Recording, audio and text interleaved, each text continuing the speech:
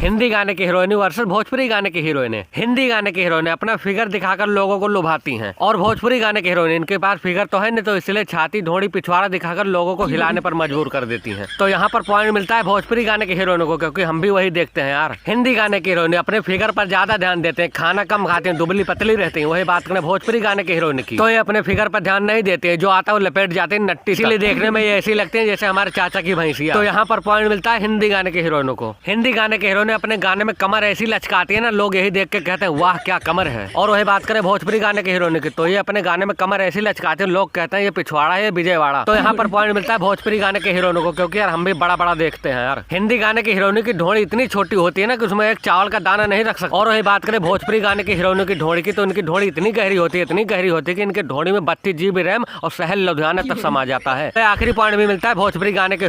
दोस्तों भोजपुरिया हीरोइने।